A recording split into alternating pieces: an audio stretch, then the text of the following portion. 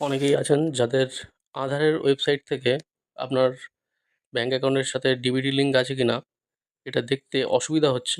তো তাদের জন্য আরও একটি পদ্ধতি এই ভিডিওটিতে আমরা জানব। তো ফার্স্ট তার জন্য আমাদের চলে যেতে হবে play store. Google play store আমরা ওপেন করে নেব। সার্চে গিয়ে লিখবো আমরা উমাং। এই যে অ্যাপটা আছে এই অ্যাপটা আমরা ইনস্টল করে নেব। আমার যেহেতু ইনস্টল করা আছে তাই আমি ওপেন করে নিচ্ছি। তাই উমাং অ্যাপটা ওপেন হচ্ছে।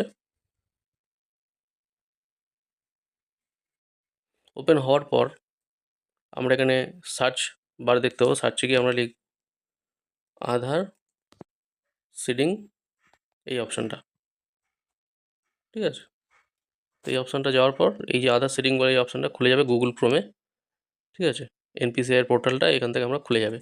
তো এখান থেকে আমরা আধার সিডিং ডিসিডিং কালকে আমরা দেখিয়েছি। তার নিচের ঠিক অপশান আধার ম্যাপ স্ট্যাটাস, ঠিক আছে? তো আধার ম্যাপ স্ট্যাটাসটা আমরা ক্লিক করব। এখানে আপনি আপনাদের আধার নাম্বার এন্টার করবেন যেটা আছে।